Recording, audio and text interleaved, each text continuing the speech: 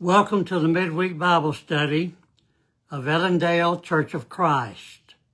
We're looking at Jude. We're going to focus on verses 8 through 10.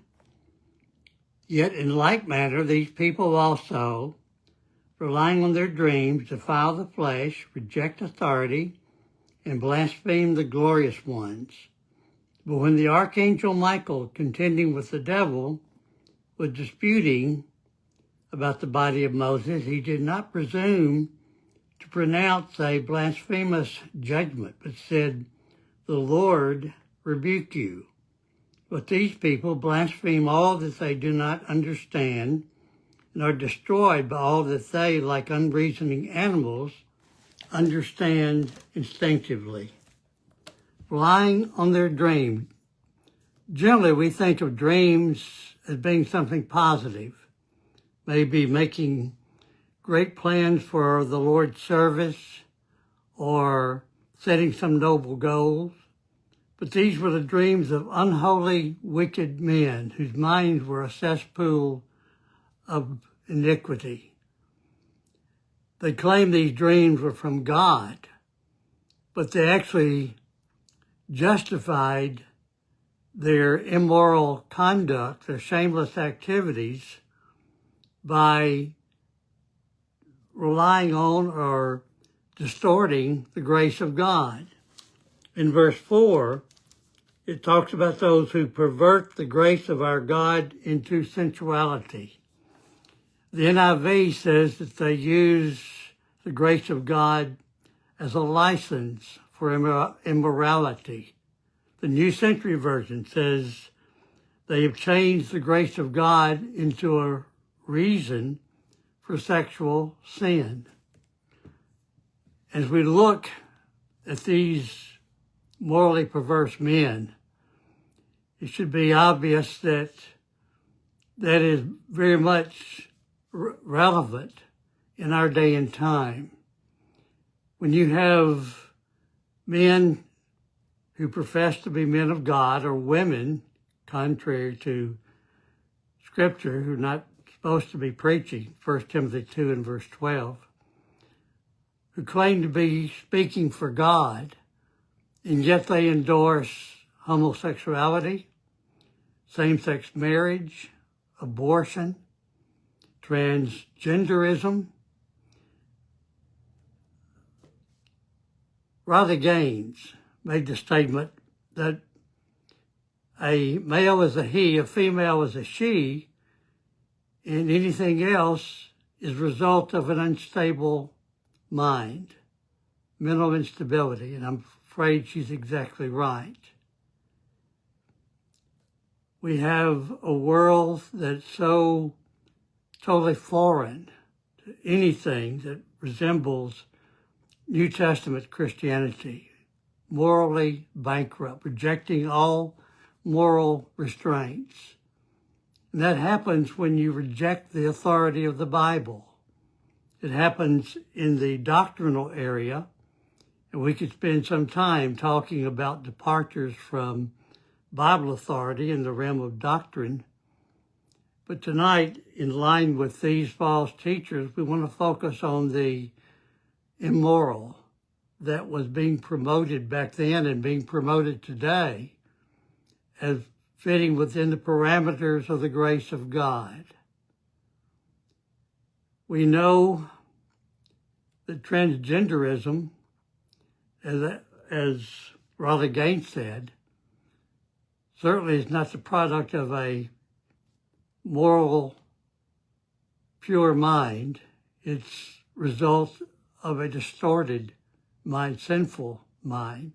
It's basically saying that God made a mistake when he made us male and female. You know, it's sad to say in California, a teacher can have a parent arrested if they try to block a child's transition from one sex to another.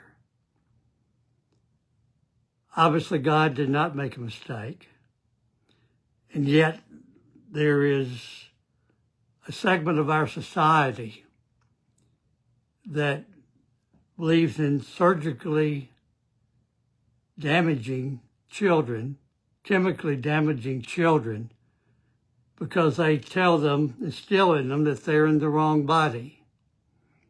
How foreign, totally foreign to God's moral standards, to God's values. Even in abortion, Massachusetts governor recently signed a law to the applause of morally bankrupt women that said that abortion can be conducted up until the time of birth. On a positive, encouraging note, the state of Georgia passed a law that recognized unborn babies as being humans during every phase of their growth and development in the womb. We know that not only will they morally bankrupt, these false teachers and many in our world today, but they reject authority. If we go to Romans chapter 13, Romans the 13th chapter, the Apostle Paul says that the authorities God has put in place, whether it's civil government authority or authority in the home or authority in the church, has been placed there by God. Going to Romans 13, beginning in verse 1, that every person be subject to the governing authorities. There is no authority except from God, and those that exist have been instituted by God. That whoever resists the authorities resists what God has appointed, and those who resist will incur judgment.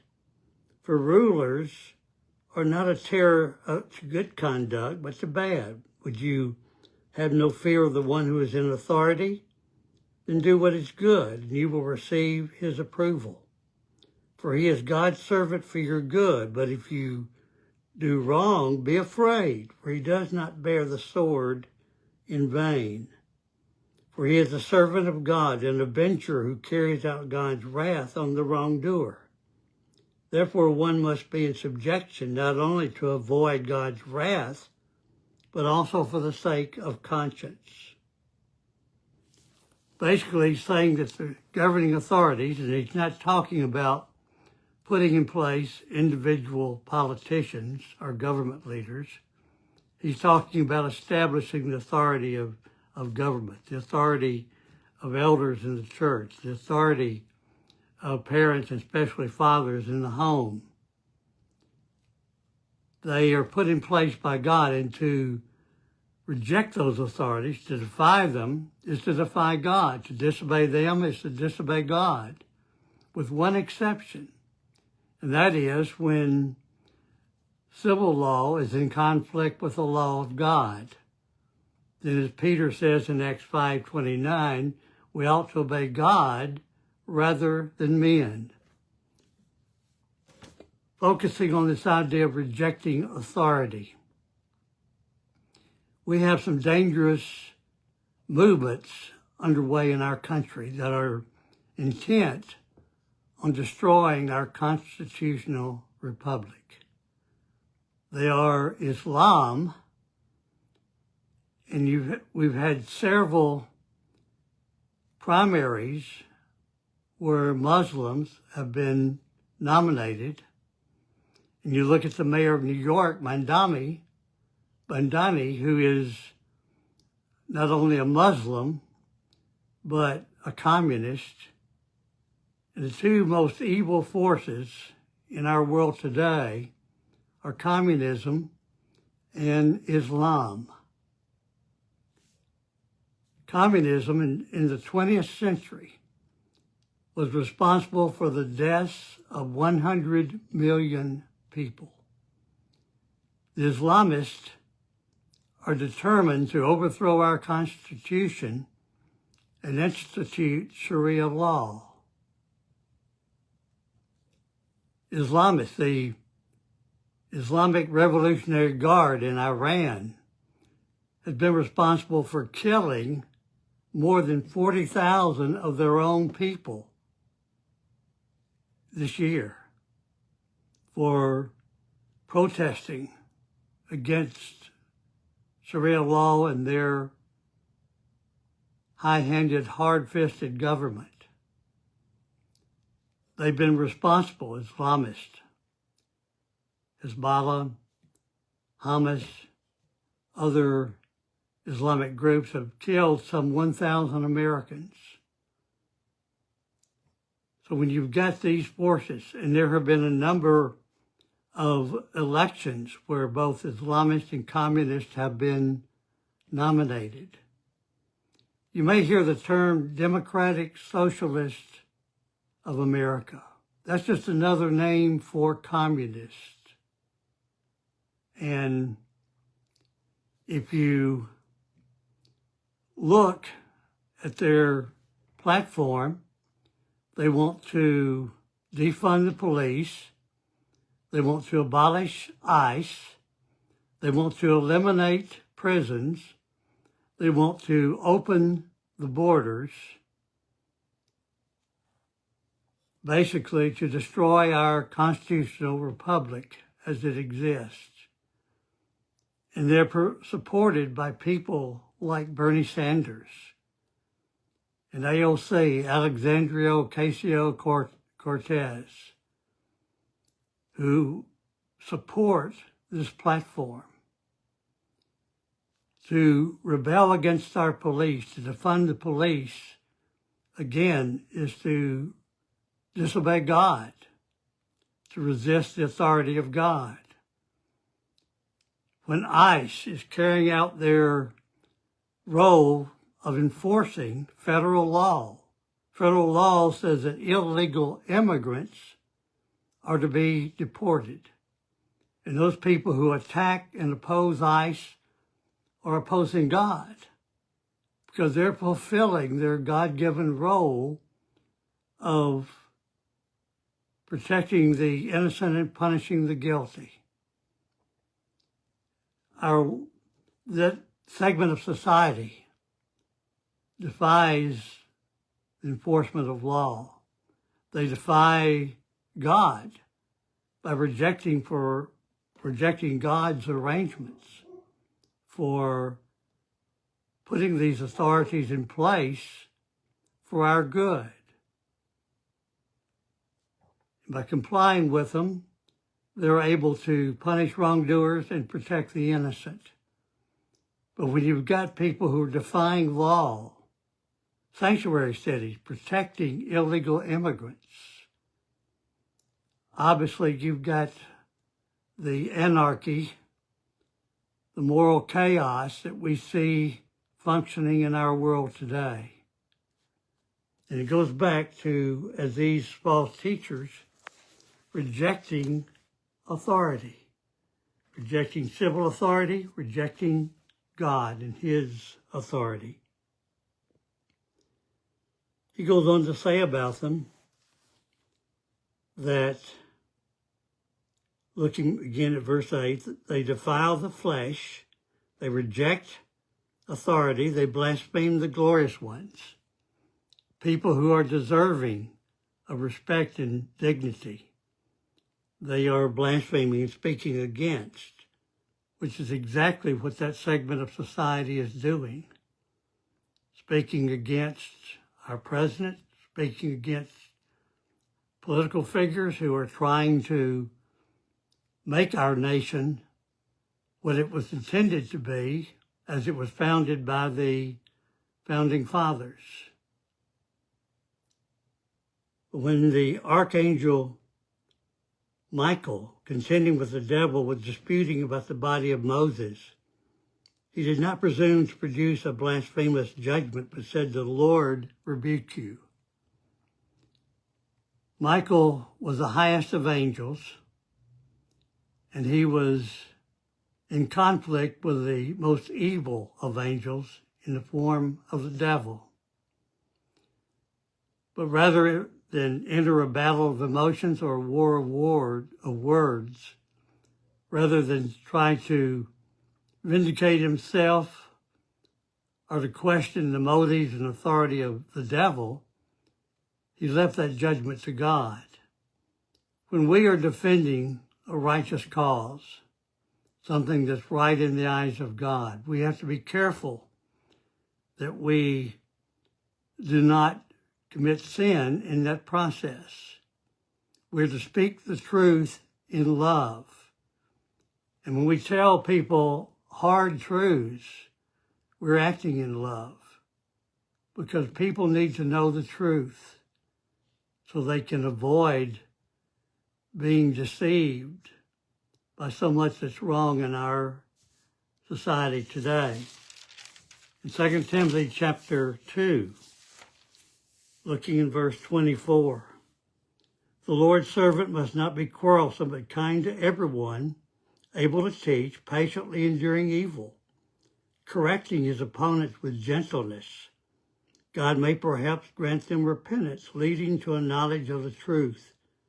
They may come to their senses, escape from the snare of the devil, after being captured by him to do his will.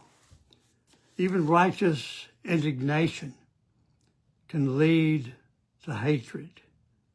So we have to be careful in defending the right and taking a stand for what's acceptable in the eyes of God, that we do so without resorting to hatred, not resorting to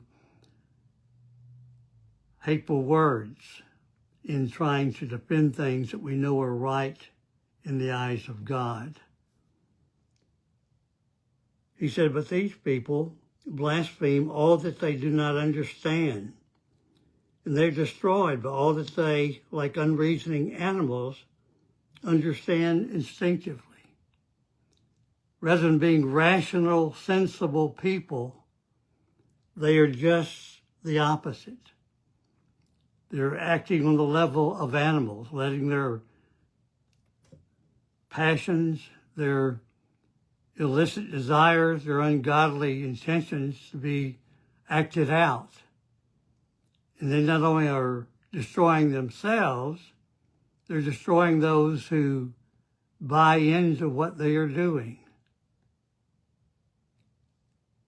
We know that the people who reject the Bible don't do it because it contradicts itself, but because it contradicts them. To see something of the moral chaos in our world today also, let's go to 2 Timothy chapter 3, beginning in verse 1. But understand this, in the last days there will be times of difficulty. When he says the last days, contrary to the thinking of many, he's not referring to that time just before the end of the world. He's referring to the Christian dispensation. If you go back to Acts 2, verses 16 and 17, he makes it clear that the last days began on the day of Pentecost in AD 30. If you look at the book of Hebrews, looking at Hebrews chapter 1, the opening verses, he makes it clear that the first century Christians were living in the last days, just as we are today. Verse 1 of Hebrews 1, long ago, at many times and in many ways, God spoke to our fathers by the prophets. But in these last days, he's spoken to us by his Son, whom he appointed the heir of all things, through whom also he created the world. In these last days, he's spoken to us by his Son. So first century Christians were in the last days as we are. For people will be lovers of self, lovers of money, proud, arrogant, abusive, disobedient to their parents, ungrateful, unholy, heartless. The King James says, without natural affection.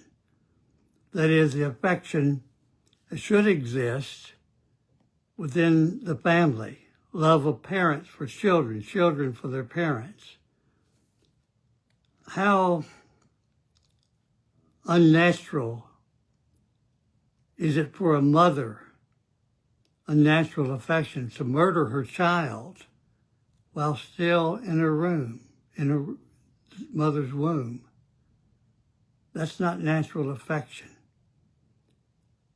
And sadly, well over 800 babies a year die through abortions in our country. Murdered.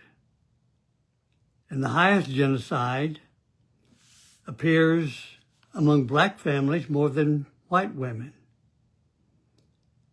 But the real culprit goes back to the home. Ephesians 6, verse 1, children, obey your parents in the Lord, for this is right. Verse 4, fathers, do not provoke your children to anger, but raise them in the discipline and instruction of the Lord. So it's been the breakdown of the home where you see all the rebellion among our youth. Thomas Sowell made the observation that for 100 years, up until 1960, most black children were raised by two parents. But then the welfare state came into play, and within one generation, the black families were destroyed. Today, 63 to 64% of black children are raised in single-parent homes, mostly by the mother, without the absence of father. And yet, God's plan for the home includes mother and father who love God, who love each other, who love their children, and try to raise them to respect God, to respect their authority, to respect the authority at school, the authority in government, and police officers. But when you have that breakdown in the home, you have when they're not taught respect for authority, when they're not given moral standards to live by, you see the anarchy and rebellion that's so common in our world today. He talks about them being heartless, unappeasable, slanderous, without self-control, brutal, not loving good, treacherous, reckless, swollen with conceit, lovers of pleasure rather than lovers of God, having the appearance of godliness, but denying its power. Notice he's describing religious people as Judaizers, religious people who claim to be people of God, people who claim to be speaking for God, churches that claim to be following Christ, and that are teaching things that are repulsive to God. We can't align ourselves with those who advocate these positions and be aligned with God at the same time. We have to understand that when we eliminate God, then we've eliminated the very foundation of our society, of our personal life, our home life, of our government. President Ronald Reagan said, when we no longer recognize that we are one nation under God, we are a nation gone under. And I'm afraid he's exactly right. These false teachers rushed in where angels would not go. You look at the TV programs, the movies, listen to the music listened to by our youth, and they do anything but honor God. They teach people to gratify the flesh, as Galatians 6, 7, and 8 tells us. Do not be deceived. God is not mocked. Whatever person sows, this he will also reap. He who sows to the flesh will reap corruption. He who sows to the Spirit will reap eternal life. You've got these individuals, the woke segment of our society, that consider themselves intellectually and morally superior, which are really anything but.